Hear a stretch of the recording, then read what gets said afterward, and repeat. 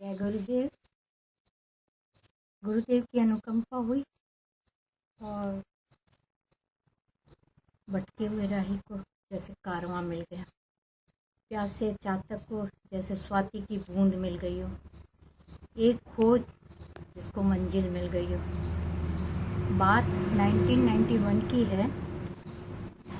हमारे family friend घर पर बैठे बैठे ऐसे ही बोले कि हरिद्वार में एक शांति कुंज नाम का आश्रम है, उसमें माता जी है, उनके यदि दर्शन कर लिए जाए तो कोई स्त्री विधवा नहीं हो सकती।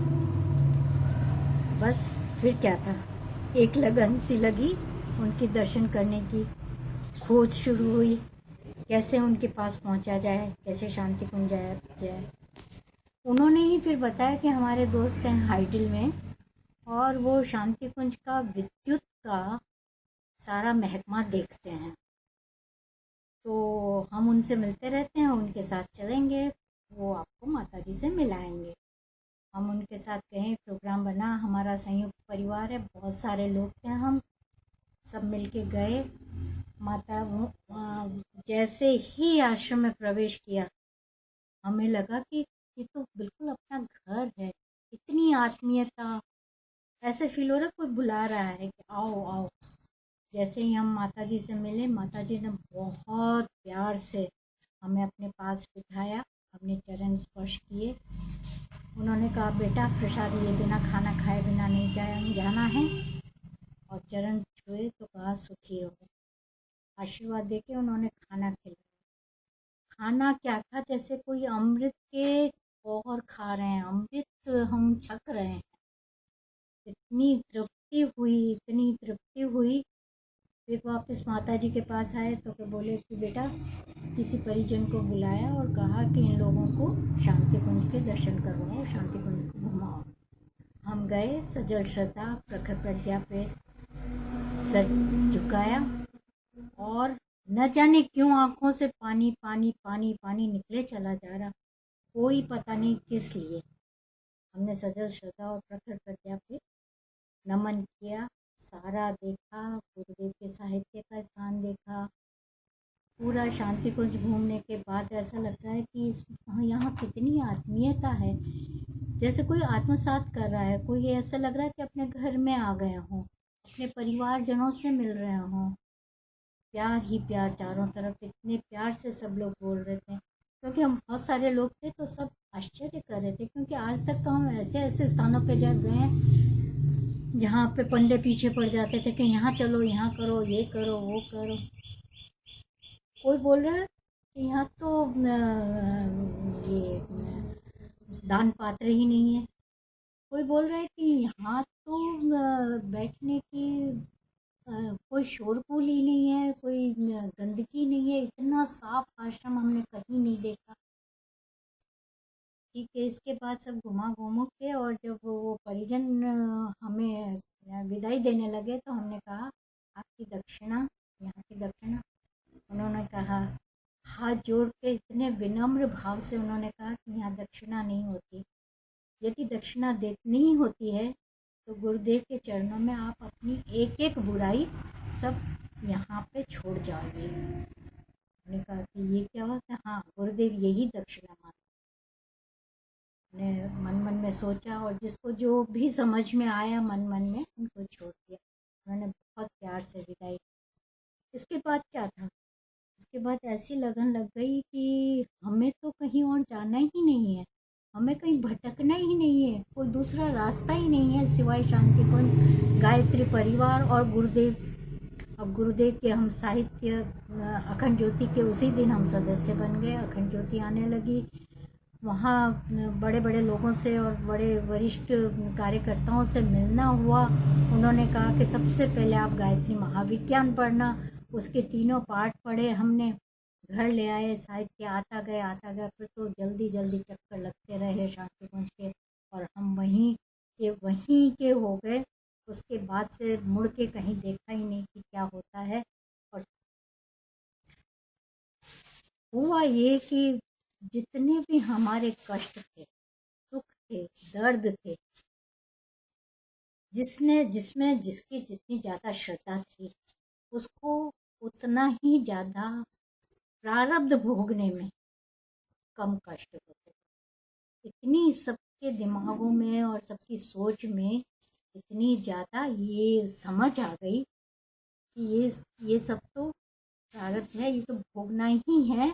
पर इसको गुरुदेव ने अपने तप से, अपने विचारों से, हमें जो ज्ञान दान दिया उससे उन्होंने बहुत कम कर दिया, बहुत इजी कर दिया, बहुत सरल कर दिया। अनुष्ठानों की श्रृंखला चल पड़ी, अनुष्ठान होते रहे, अश्वमेध यज्ञों में हम शामिल होते रहे। घर पे जो जो गुरुदेव ने बताया था, गायत्री पंचकोश साधना, वो वांग्मय, उसको वांग्मय को पढ़ा। उसके बाद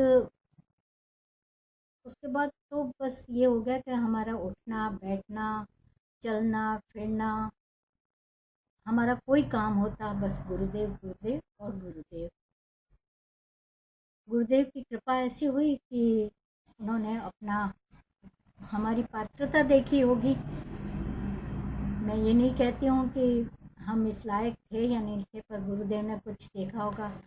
अगंबे भाई साहब जैसे बहुत बहुत ऊंचा तप जिनका है और बहुत ही सुलझे हुए विचारों के हैं, उनको हमारे घर में उनका प्रवेश हुआ।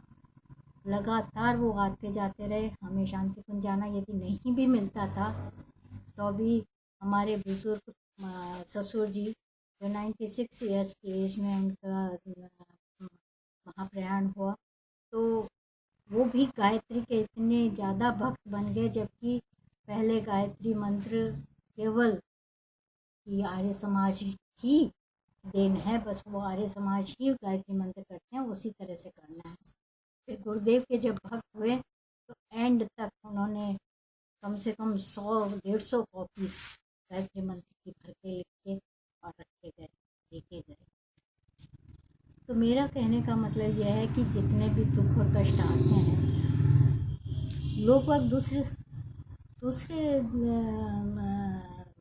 हमारे रिश्तेदार, हमारे दोस्त, ये लोग पूछते हैं कि हमने ऐसा नहीं देखा आपको कि मतलब इतने कष्ट और इस तरह का कष्ट जो आदमी को हंसने नहीं दे सकता, दुखी रहे, मतलब जब देखो तब हंसते रहते हो आप, इसका कारण क्या है?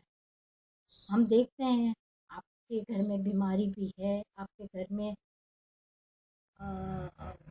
अवांछनीयता भी है, आपके घर में इस तरह की परिस्थितियां हैं, पर हम कहते थे कि नहीं, गुरुदेव की इतनी कृपा है, गुरुदेव की इतनी कृपा है कि हमें कुछ नहीं फील होता।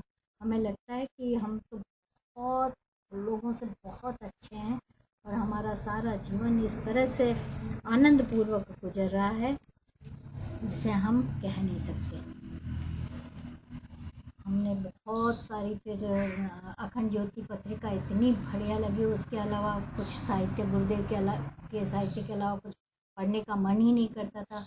अखंड ज्योति पढ़ते थे और लोगों को भी पढ़ाते थे और सदस्य भी बनाते रहते थे। इसी में हम समझते कि हमारा बस यही काम है कि हम जितने ज़्यादा से ज़्यादा लोगों को घर घर में गुरुदेव की ये अखंड ज्योति पहुंचा दें तो ज़्यादा अच्छा रहेगा।